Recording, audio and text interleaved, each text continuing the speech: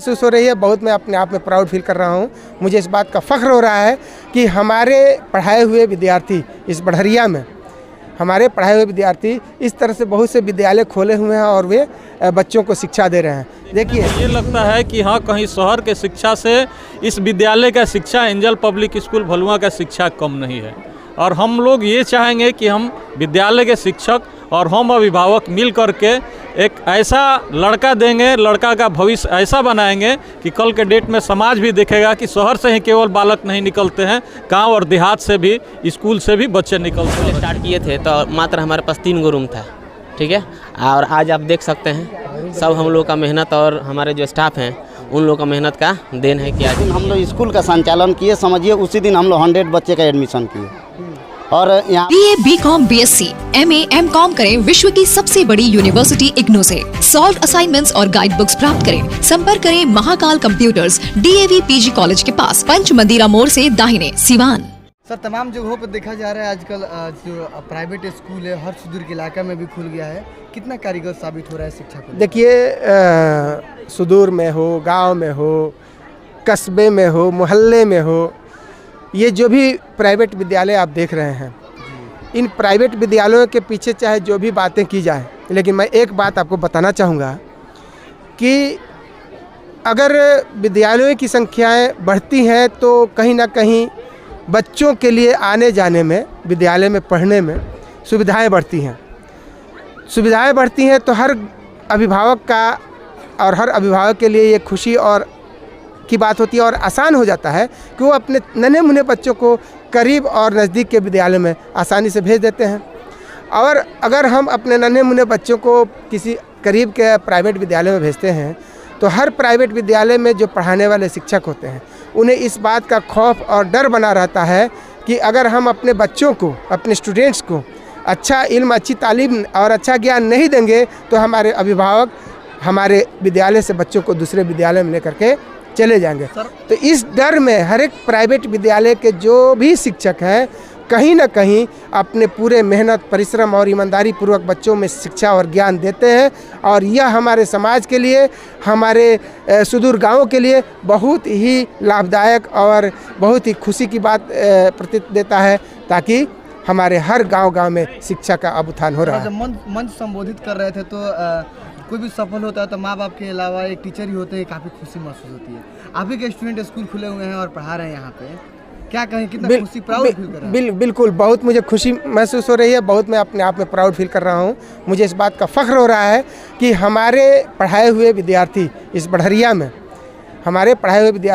इस तरह से बहुत से विद्यालय खोले हुए हैं और वे बच्चों को शिक्षा दे रहे हैं। देखिए, इस दुनिया में सबसे सर्वोपरि अगर कोई कार्य है, कर्म है, तो वो शिक्षा देने का कर्म है, क्योंकि शिक्षा देने का कर्म हमेशा बच्चों को एक सही दिशा और उज्जवल भविष्य की तरफ ले जाता है। वो हमेशा पुण्य काम करता है, हमेशा नेक काम करता है। जबकि मैं एक चिकित्सक हूँ, मैं हमेशा नेक काम नहीं करता हूँ।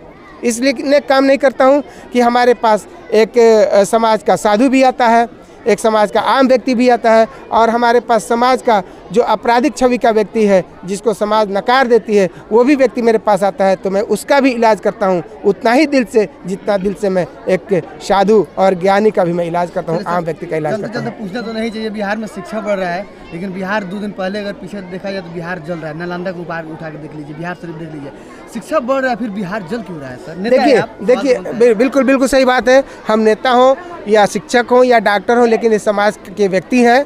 आप हमसे हर एक सवाल कर सकते हैं, क्योंकि हर व्यक्ति का इस समाज का जो हर व्यक्ति है, हर व्यक्ति का ये उत्तरदायी तो बनता है कि वो समाज के प्रति सोचे और समाज को अच्छी दिशा की तरफ ले जाए। मैं आपको बता दूं कि मैंने अपने भाषण में यही कहा था कि समुचित शिक्षा देना विद्यालय के द्वारा।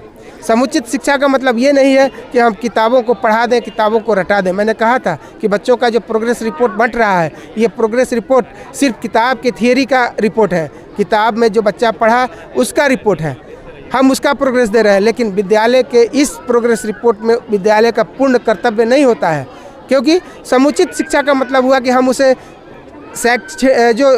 किताबी ज्ञान देते हैं, उसके साथ साथ सांस्कृतिक ज्ञान देना, सामाजिक ज्ञान देना, तहजीब का ज्ञान इल्म देना हमारा कर्तव्य है। और शायद हम लोग इस तहजीब और सामाजिक सांस्कृतिक ज्ञान को अपने समाज में नहीं दे रहे हैं। और इसके पीछे सिर्फ विद्यालय जिम्मेदार नहीं है, पूरा का पूरा समाज, हर माता पिता जिम्मेदार है अपने बच्चों को समुचित शिक्षा देने में, संस्कृति को देना, अच्छे तहजीब को देना। जिस दिन ये संस्कृति तहजीब हमारे समाज से बाहर निकल जाएगी, उस दिन हमारा समाज, हमारा देश जलता रहेगा। अगर इस ज्वलंत से बचाना है तो हम हर पेरेंट्स, हर गार्जियन, हर माता पिता, समाज का हर व्यक्ति और हर विद्यालय का हर एक प्रत्येक टीचर का ये कर्तव्य बनता है कि बच्चों के अंदर सांस्कृतिक शिक्षा भी दें, तहजीब का शिक्षा भी दें, तहजीब का भी इल्म दें, और तब उसके साथ साथ किताबी ज्ञान और किताबी इल्म दें तो हमारा देश बच सकता है। बच्चों को यही हमारी शुभकामनाएं हैं कि हमारे बच्चे समुचित शिक्षा हासिल करें, जिसमें किताबी ज्ञान भी है और हमारे समाज का तहजीब का भी है और संस्कृति का भी है, जिससे कि हमारा समाज एक अच्छे और खूबसूरत उज्जवल भविष्य की तरफ जाए। धन्यवाद। क्या कहेंगे सर, बेहतरीन प्रोग्राम हुआ आज, जब बच्चे अच्छे मार्क्स लाए?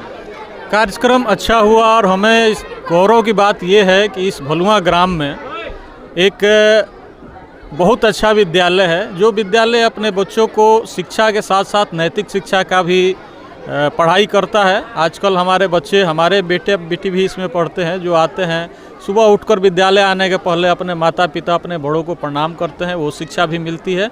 और बाकी पढ़ाई लिखाई देखने में ये लगता है कि हाँ, कहीं शहर के शिक्षा से इस विद्यालय का शिक्षा, एंजल पब्लिक स्कूल भलुआ का शिक्षा कम नहीं है। और हम लोग ये चाहेंगे कि हम विद्यालय के शिक्षक और हम अभिभावक मिल करके एक ऐसा लड़का देंगे, लड़का का भविष्य ऐसा बनाएंगे कि कल के डेट में समाज भी देखेगा कि शहर से ही केवल बालक नहीं निकलते हैं, गांव और देहात से भी, स्कूल से भी बच्चे निकलते हैं और अच्छे करते हैं। छोटा सा परिचय। अनमोल कुमार वर्मा, ग्राम भलुआ, मैं एक मेडिकल रिप्रेजेंटेटिव हूँ। सर, ये तो बहुत ही गौरव की बात है कि ग्रामीण स्तर पे इस तरह का स्कूल सर चला रहे हैं। इसके लिए राजीव सर और संजीव सर बहुत धन्यवाद के पात्र हैं। और कहीं ना कहीं इसके प्रति मैं सर को धन्यवाद ये कहूँगा। और गांव में चूँकि दूर भेजने में बहुत छोटे छोटे बच्चों में दिक्कत आती है, ट्रांसपोर्टेशन का दिक्कत है, बहुत गार्जियन डरते हैं ज़्यादा छोटे बच्चों को स्कूल भेजने में, इसलिए नहीं भेज पाते हैं। इस तरह से गांव में स्कूल मिलने से बहुत सारे बच्चे जो नहीं जा पाते थे स्कूल बढ़िया, वो गांव में ही पढ़ लेते हैं और वो बहुत ही अच्छा कर रहा है, बहुत ही अच्छा पढ़ाई हो रही है स्कूल में, अच्छा तहजीब सिखाया जा रहा है, सब कुछ कल्चरल प्रोग्राम वगैरह भी हो रहा है। ये बहुत ही खुशी की बात है गाँव वासियों के लिए। चलिए, इतना ही कह के मैं धन्यवाद करूँ। राजू जी, देहात इलाके में बढ़िया करीब सब लोग चाहते हैं आगे बढ़ना, इतना देहात इलाके में स्कूल आपने खोला है, क्या सोच रहे हैं? जी, यहाँ का जो मतलब हम माहौल है, तो हम लोग को सोचने से, चाहे देखने से पता चला कि यहाँ पे अगर हम लोग शिक्षा का मतलब विस्तार करेंगे तो हमारे गांव का नाम भी रोशन होगा और साथ साथ हमारे जो बच्चे हैं वो भी डेवलपमेंट करेंगे। स्कूल खोले हुए हम लोग को 5 साल हो गया। आज ही के दिन यानी कि 3/4/2018 को हम लोगों ने स्कूल को ओपनिंग किया था। तो जब हम स्कूल स्टार्ट किए थे तो मात्र हमारे पास 3 गो रूम था, ठीक है। और आज आप देख सकते हैं सब हम लोग का मेहनत और हमारे जो स्टाफ हैं उन लोगों का मेहनत का देन है कि आज हम लोग यहाँ तक पहुँचे हुए हैं। एडमिशन फ्री है? जी, अभी एडमिशन फ्री है। कब तक फ्री है? अभी लगभग मान के चलिए इस मंथ तक एडमिशन फ्री रहेगा, यानी कि अप्रैल तक एडमिशन फ्री रहेगा। नया बैच सब शुरू हो गया होगा? जी, नहीं, अब आज रिजल्ट का घोषणा किया गया है, इसके बाद से हम लोग नया क्लास स्टार्ट करा देंगे। तो वाहन की सुविधा है? जी, वाहन की भी सुविधा। कितना किलोमीटर के रेंज में आपके? लगभग हमारे यहाँ मतलब बढ़िया, मुर्गिया टोला, पुरानी बाजार, इधर कोरीगामा, रानीपुर, यानी कि हाँ सिराजपुर, इधर सारे मतलब के बच्चे यहाँ पर आते हैं। कितने बच्चे हैं? लगभग हमारे पास 350 प्लस बच्चे हैं। कहाँ से कहाँ पढ़ाई होती है? अभी यहाँ से नर्सरी से लेकर 8 तक क्लास चलता है। 10 तक कब उम्मीद है करना? 10 तक जैसे क्लास बढ़ते जाएगा हम लोग बढ़ा देंगे। छोटा सा परिचय आपका? जी, हमारा नाम राजीव कुमार हुआ और एंजल पब्लिक स्कूल के डायरेक्टर। जी, हमारा स्कूल चला रहे हैं, बच्चों का कितना ग्रोथ हो रहा है?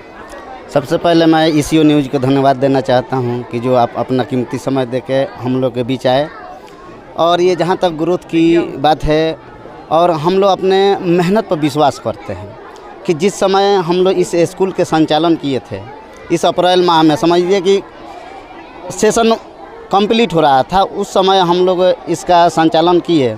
और उस समय भी जिस दिन हम लोग स्कूल का संचालन किए, समझिए उसी दिन हम लोग 100 बच्चे का एडमिशन किए और यहाँ पर संचालन किए। और उसके बाद तो साल भर स्कूल चला समझिए, और उसके बाद से लॉकडाउन हम लोग को परेशान किया। लॉकडाउन में हम लोग साल भर बाधित रहे, लेकिन लॉकडाउन के बाद से जो हम लोग प्रोग्रेस दिए हैं, उस प्रोग्रेस का नतीजा है कि आज 350 के प्लस स्टूडेंट है।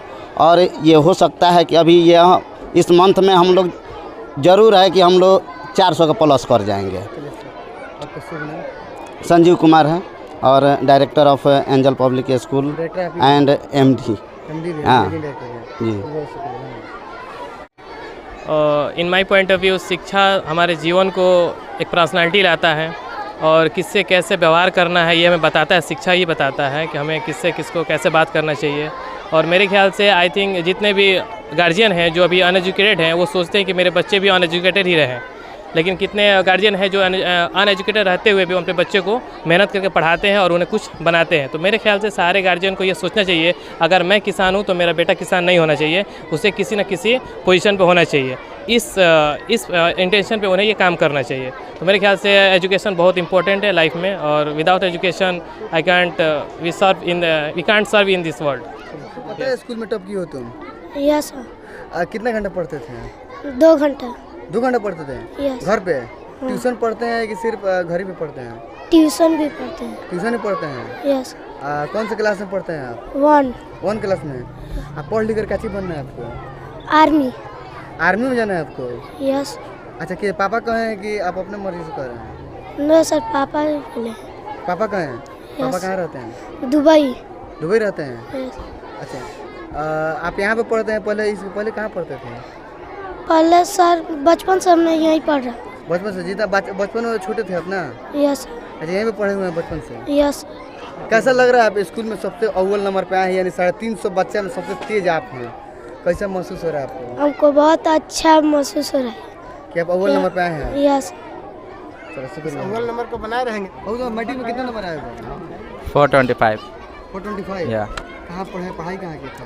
न्यूटन क्लासेज गंडक के सामने बढ़िया। अच्छा, बड़ा इंटर क्लास? हाँ, संजीव सर राजू सर द्वारा पढ़ाया जाता है। अच्छा, वहीं पढ़ाते हैं? जी। अच्छा, कितने घंटे पढ़ाई पढ़ते थे? घर पे मैंने कोई प्रॉपर पढ़ाई तो नहीं की है, लेकिन कोचिंग में जब भी मैं जाता था तो कोचिंग में बढ़िया से पढ़ता था।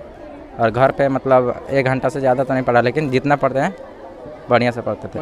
हाँ। सिर्फ किसको देना चाहेंगे इतना अच्छा मार्क्स आया है आपको? हमारे कोचिंग के टीचर लोग, जैसे कि संजीव सर, राजू सर और कुछ अन्य टीचर हैं उसमें।